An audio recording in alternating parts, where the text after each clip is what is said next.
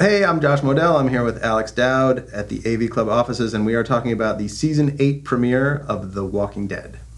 What? You're shitting pants. I hope you're wearing them right now.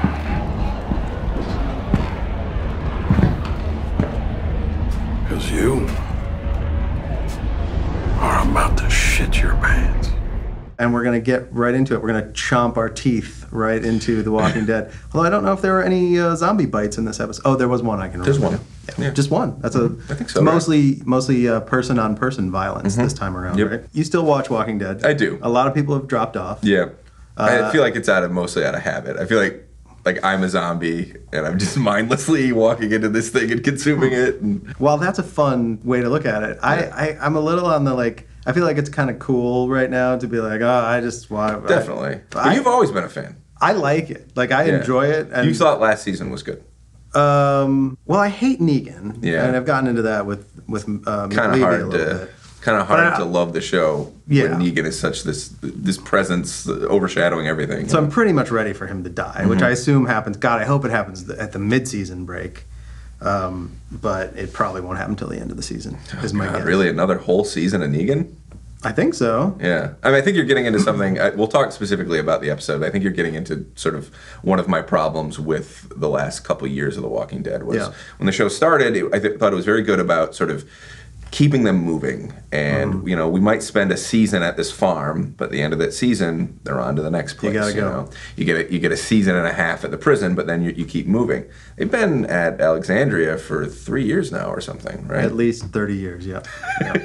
Although they pointed out in an interview not that long ago that the entirety of last season and this season is supposed to be like a month. Right. So that makes sense, but that doesn't change the way that we watch the show and how long we felt like we've been stuck in this same environment.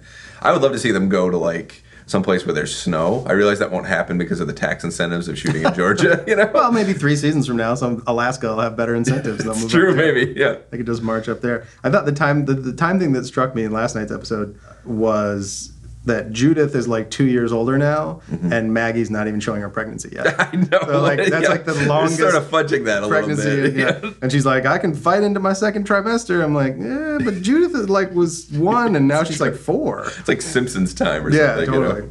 Yeah. But let's talk about the episode. So I like these sort of dumb action episodes where they're setting up a big plan, and I like that they had their sort of checklist. I was really dumb, slow flow in the back row. Slow flow in the back row. Do you ever hear that? No. It's a total film guy term. No, don't know the over-explaining things, right? Yeah. With the list of all right, they're checking off all the guards, but I love checking off all the guards and then seeing the murders of all the guards. Yeah, I mean, one of the things that has kept me watching it even through some of its low points, the show, is I do think that they handle action pretty well. I think that in terms of sort of crackerjack genre filmmaking, The Walking Dead is one of the better sources of it on TV. When the show will just give us that, Until it needs Negan to be alive. Yes. And we get to the big confrontation. Sorry, I'm going to jump right ahead to the confrontation. Yeah. Because it just annoyed me so much. Everything else is so meticulously planned. Yeah. And for once, Negan's not a step ahead of them. But Rick has a gun. He's within range of Negan. Why would they not just take the shot? All his lieutenants. Take the shot. All of them should just unload right at that. Why would Negan come out, first of all? And then second of all, it's Rick's going to count to 10 and then start shooting at him when he's in range. He could have murdered him 50 times over.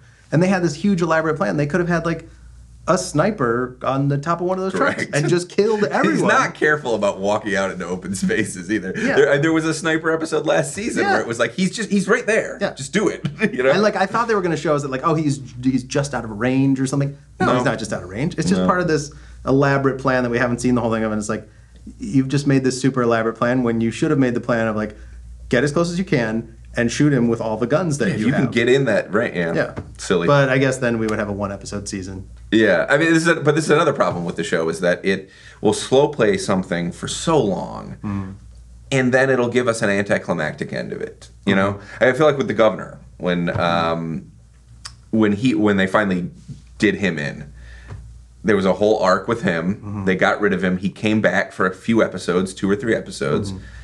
and then they just kind of anticlimactically killed him. Yeah. You know? And I feel like that may be what we're in store for with Negan, is that they drag this thing out, and then the actual payoff of it, when we finally get to see it happen, is going to be a little underwhelming. How do you think Negan's going to die? Is somebody going to hit him with his own bat?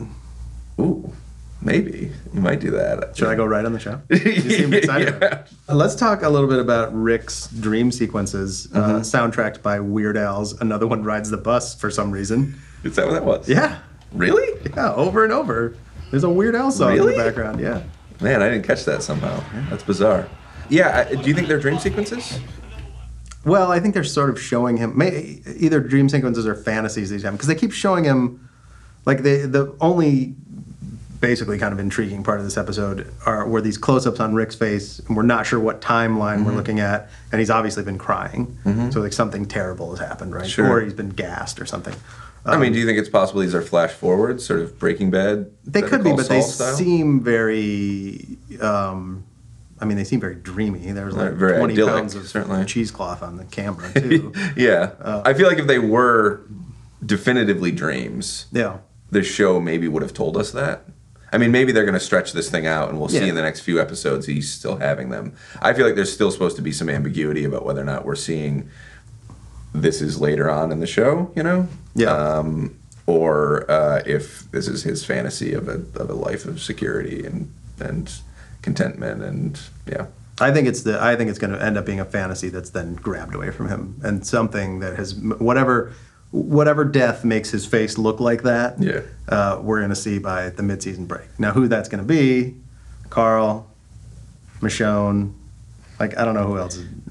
What are the odds-on favorite for whose death could make Rick cry? Daryl will never die. Daryl and Rick. I think you're will right. Never I mean, I would have thought Glenn was never on the chopping block either, and then they killed him. I think we are at a point in the show where if actors start being like, maybe I want to not do something else with my career, then they might get rid of somebody. I don't think Daryl and Rick will. I don't see Norman Reedus, and Rick definitely won't. I mean, that's the structure of the show. You know, Maggie maybe. Maggie could die, yeah. I would hate to see Carol go. They're actually they're setting up Maggie to be in this sort of leadership role, and the line from Rick about, "Oh, I'll follow you, Maggie." Maybe that's her. Sure. That's her death sentence right there. Yeah, but she is pregnant, and that would be even for this show, that would be particularly brutal. That's true. To kill a pregnant woman. Yeah. I don't think they'll ever kill symbol Judith. of hope. I don't think they'll kill Judith either. I think they could kill Carl, though. You'd be happy. Sign me up. Let's get rid of him. Dead weight. Yeah. My worry is that, so we basically did like a whole season worth of action in the first episode. Yeah. Now we got to get 7 or 8 episodes from now to the mid-season break. Yes. Like, so obviously the bad guys have to make some kind of comeback here, right? Yeah, I mean, that's another thing about that the show has fallen into a pattern where it's like Rick thinks that he has the advantage, he has the upper hand. Negan smacks him down. They've cycled through that a couple times. Yeah. I really think they need to not do that again to us. I think that hitting the reset button again and giving Negan the upper ground again would be a mistake. I hope they don't go that route. They kind of have to, right? I mean, who knows what's going to happen in that, like, unless they resolve this in a few episodes. Unless this is just a kind of long. I mean, unless this is just like their conflict is going to eat up 3 or 4 episodes or something. And that would be very welcome. I'm ready for it. Let's see where the show goes. Somewhere new. Yeah. I'm curious to see, like, it's a little boring again of like where we ended with this thing with Negan and Father Gabriel in this bunker surrounded by 20,000 zombies or whatever it is. Like, oh, how are they going to get out? Well, are we really supposed to care that much about Father Gabriel? Man, all of a sudden we are, because now he's like, he's set up, like, he was such a weasel at various times in history, and now he's like, whatever it is, 30 days later, he's a trusted member of the group. Which means they can kill him now. Right. Yeah. And then, did he not have a gun when he walked in there? When he was getting away from the zombies, did he not have a gun? Could he not have turned the gun on Negan right then? I thought he was holding a shotgun. No, but Negan has a special superpower where if you're near him and you have a gun, you can't shoot him. And he's always super cool. Yep. And never worried. Why is Gabriel supposed to have his shitting pants on or whatever? Is it because he's scared of Negan, or is because he's scared of the zombies? I don't know. Could be both, I guess. Could be both. Anyway, that part was dumb. I'm with you. I hate to pick apart that it's all dumb, and again, I like watching it. No, I mean, I think that there's some smart. I think that it can be very elegantly directed sometimes. And there are moments that I thought were pretty elegant. The way that they handled, I think we had mentioned earlier that there's only one person gets eaten by a zombie in this. I mean, there's the person who falls from the tree. And we don't know if, maybe they're already dead when they fall. Do you remember that shot? It's a single shot. This is one of the things that I found kind of striking, and they'll have these little moments, and it's just a single shot of this zombie clawing at a tree for about 30 seconds, and then a body falls from the tree, and the zombie leans down and starts eating it. Then we had the guard. And then the guard. I thought that moment was particularly well staged, where we're just seeing Rick's reactions to what he's saying, and Rick calmly walks over and cuts the rope. They know when to give us the gratuitous violence and when it's pretty irrelevant. I mean, we don't need to see that guy get chomped. He doesn't matter. Yeah, agreed. Yeah. But it did play on Rick's fears, and it's all sort of like we're in this. They're calling this section of episodes All Out War, which apparently is a thing in the comics too. You don't read the comics, right? I read the first couple arcs of the comics and did not get into it, to be honest. But they've turned into, and including Rick's and Ezekiel's speeches and Morgan's actions, they're back in hey, we're just straight up murderer mode now. We are going to kill these people. So are we going to get into that sort of moral compass business again, where it's very cyclical. Yeah. We've seen it before. I mean, it's interesting that it was Morgan. It's interesting the first time we saw Morgan, he just walked up on somebody and straight up murdered him from behind. After a couple of years of being the sort of voice of moral reasoning and being the pacifist, now he's just nope, got to do it. Yeah. And with quickness and ease. Yeah. I guess that's better than a lot of hand-wringing. I mean, if you're basically going to be in this situation where this character has committed to doing this, then he's just going to do it. What did you think of the Rick speeches? Or maybe it's just one speech parceled out over the episode. I thought they were pretty underwhelming. Yeah. I think it felt a little autopilot to me, if I was supposed to feel uplifted by those speeches, I feel like maybe he's just given too many of them, Maybe cede those duties to somebody else. Let Daryl deliver a speech, He's probably got something interesting to say. I don't know if he's a speech guy. He's not, but maybe that would... And I don't want to hear Ezekiel talk much more. I don't know that anyone does. Maybe we should just kind of guess where things are going. I mean, we already sort of said, hopefully this gets resolved. The Negan issue gets resolved in the first few episodes. It would be nice. We didn't really see much of his army, right? They blew up the people that had left, so that's presumably some tough folks. And then the compound, or whatever it's called, is being overrun by zombies now. So what's likely to happen? They probably have some other compound half a mile away that's fortified against zombies and has tons of weapons in it. He's got some sort of ace up his sleeve where he's going to be like, you thought you had me. Yeah. But I have some secret army that's in a half-mile radius of this place. What is the spatial relationship between these various locations? How far are they from each other? How long does it take to get there? I don't know. I think they've cheated that a lot. They have, I'm sure. Because it was a long drive from the hilltop to Negan's place. Yes. But then all of a sudden, I don't know. Yeah, I mean, I got a necessity you get that, but I mean, it's just you wonder how much square footage, how many miles are we really looking at that this show is set in, No idea. Yeah. I wish I did. Yeah. I'm going to guess based on past Walking Dead experience that because we were left with a cliffhanger of Negan and Gabriel in the trailer, surrounded by zombies, that will not be addressed at all in episode 2.